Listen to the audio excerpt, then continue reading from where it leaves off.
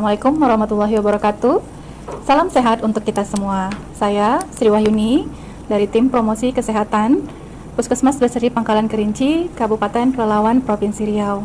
Hari ini kita akan berbicara tentang PHBS di rumah tangga untuk diisi sebagai materi di acara kegiatan kelas chatting sama pacar. Ini merupakan inovasi dari program gizi dari nutrisionis kami.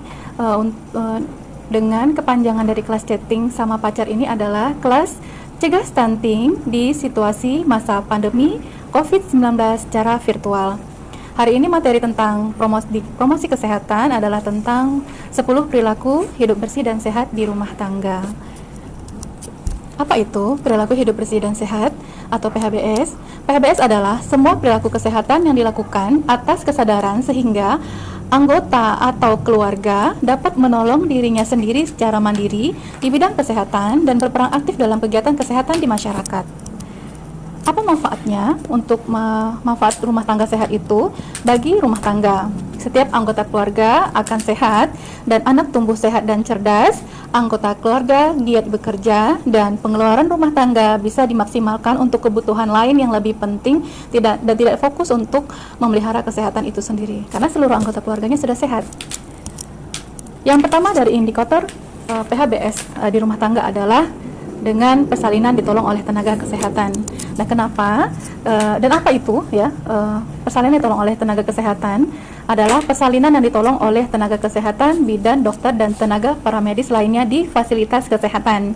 Dan mengapa setiap persalinan harus ditolong oleh tenaga kesehatan? Karena tenaga kesehatan merupakan orang yang ahli di bidangnya, sudah mendalami ilmu tentang kesehatan, dan jika terjadi kelainan pada proses persalinan, maka tenaga kesehatan akan dengan cepat sigap untuk menolong dan merujuk ke fasilitas kesehatan yang lebih tinggi atau lebih lengkap.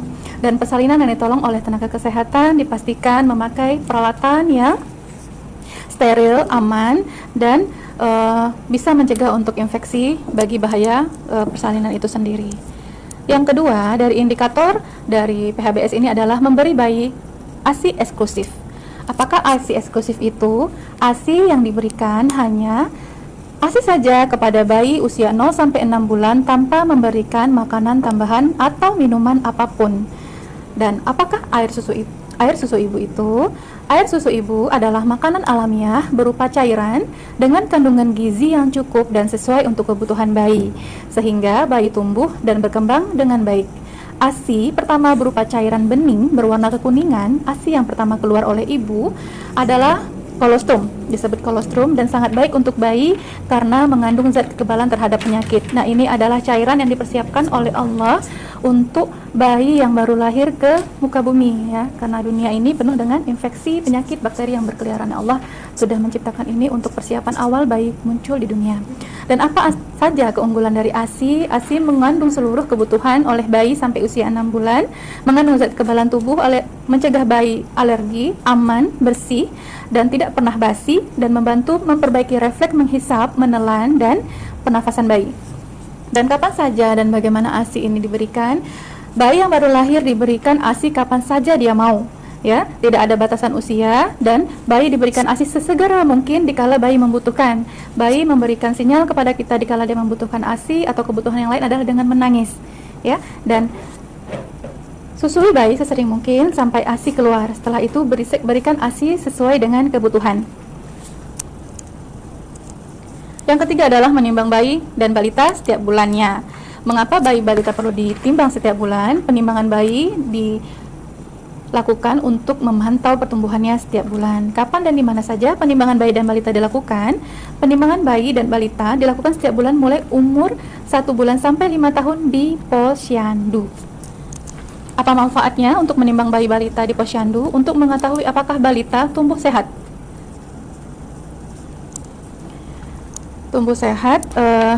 Untuk mengetahui dan mencegah gangguan pertumbuhan balita, untuk mengetahui balita yang sakit, berat badan 2 bulan berturut-turut tidak naik, dan balita yang berat badannya BGM di bawah garis merah dan dicurigai gizi buruk sehingga segera dirujuk ke puskesmas. Untuk mengetahui kelengkapan imunitas, untuk mendapatkan penyuluhan gizi dan penyuluhan yang lainnya. Yang keempat adalah menggunakan air bersih. Mengapa Air merupakan sumber kebutuhan kita yang primer, ya, kebutuhan dasar sehari-hari untuk memasak, mencuci, dan kebutuhan lainnya. Dan apa saja syarat dari air bersih itu adalah air yang tidak berwarna, yaitu bening dan jernih, air yang tidak keruh, bebas dari pasir, debu, lumpur, sampah, busa, dan kotoran lainnya, airnya tidak berasa, tidak ada asin, tidak ada asam, tidak ada payau, dan tidak pahit. Dan harus bebas dari bahan kimia beracun, dan air tidak berbau seperti bau amis, anyir, busuk, atau bau belerang. Apa manfaatnya menggunakan air bersih? Terhindar dari gangguan penyakit seperti diare, kolera, disentri, tipus, cacingan, penyakit mata, penyakit kulit, dan lainnya. Setiap anggota keluarga terpelihara kebersihan dirinya. Kelima, mencuci tangan dengan air bersih dan sabun. Mengapa harus menggunakan sabun dan air bersih? Karena air yang tidak bersih banyak mengandung kuman dan bakteri penyebab penyakit. Bila digunakan, kuman berpindah ke tangan, dan pada saat makan, kuman dengan cepat masuk ke dalam tubuh yang dapat menimbulkan penyakit. Sabun dapat membersihkan kotoran dan membunuh kuman, karena tanpa sabun kotoran dan kuman masih tertinggal di tangan. Kapan saja harus mencuci tangan? Setiap kali tangan kita kotor, setelah buang air besar, setelah menceboki bayi atau anak, sebelum makan dan menyuapi anak, sebelum memegang makanan, dan sebelum menyusui bayi. Dan saat COVID sekarang, kita harus sering-sering mencuci tangan pakai sabun, karena virus dari coronavirus 19 itu bisa dicegah dengan seringnya kita mencuci tangan dengan air bersih yang mengalir dengan sabun. Menggunakan jamban sehat. Apa itu jamban sehat? Jamban itu sendiri adalah suatu ruangan untuk memfasilitasi kita membuang kotoran. Dan jamban yang terbaik di daerah yang banyak airnya adalah jamban leher angsa, ya. Bagaimana memilihnya? Dengan daerah yang cukup air dan daerah yang padat penduduk, bisa menggunakan dengan satu penampungan tinja, dan ini sudah dilakukan juga di kota-kota besar karena banyak lahan yang terpakai untuk pembangunan, jadi septic tank bisa dilakukan bersama-sama. Dan jamban ini harus dipakai oleh seluruh anggota keluarga, bukan hanya orang dewasa saja, tapi juga anak-anak, untuk diarahkan untuk bersih melakukan buang air besar di jamban.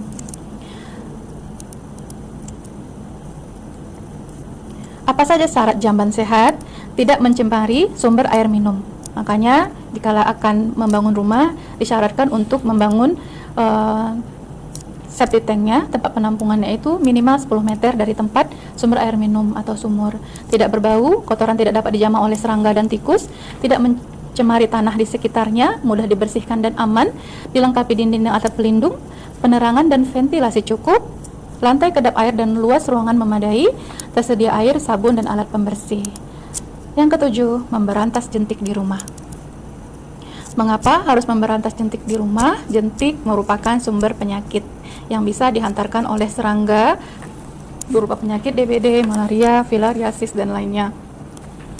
Rumah bebas jentik adalah rumah tangga yang telah dilakukan pemeriksaan jentik secara berkala, tidak terdapat jentik nyamuk.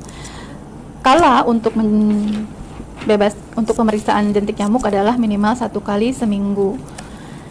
Siapa yang melakukannya? Seluruh anggota keluarga, kader, dan juru pemantau jentik, jumantik, dan tenaga pemeriksa jentik. Yang harus dilakukan agar rumah bebas jentik adalah dengan 3M+, menguras, menutup, mengubur, plus menghindari gigitan nyamuk.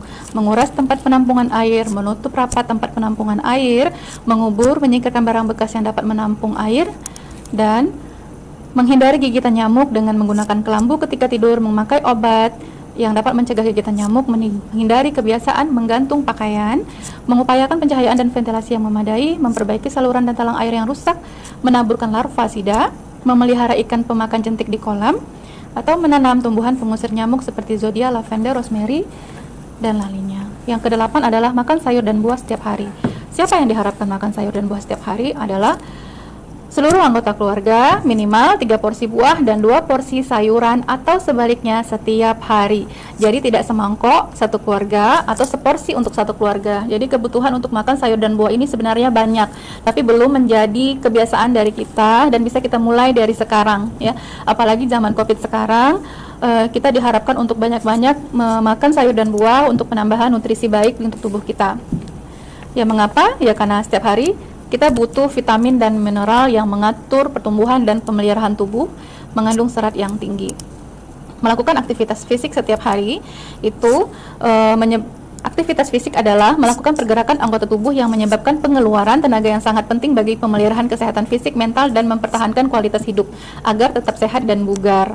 Aktivitasnya bisa dengan melakukan aktivitas pembersihan di dalam rumah, menyapu halaman, mengepel, menyapu rumah, bisa juga dengan berolahraga.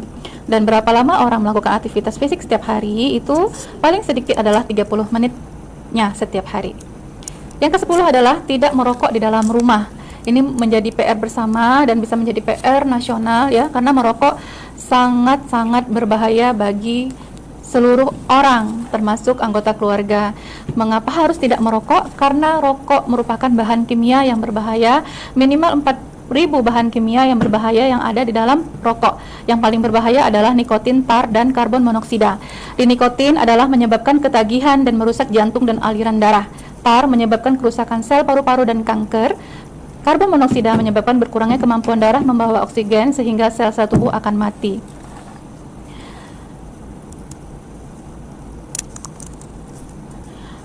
Perokok aktif adalah orang yang merokok secara aktif. Perokok pasif adalah orang yang ada di sekitar orang perokok aktif, tapi dia bisa terpapar oleh asap rokok juga.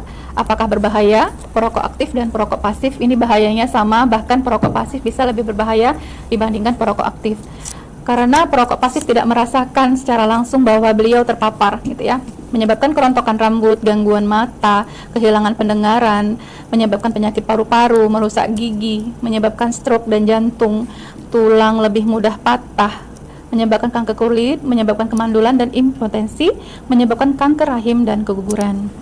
Ini adalah 10 indikator PHBS di rumah tangga. Semoga ini bisa menjadi bahan tambahan wacana kita bahwa 10 indikator ini minimal ada di dalam rumah tangga kita. Kita bisa insya Allah, apalagi ibu-ibu yang ada di kelas chatting ini.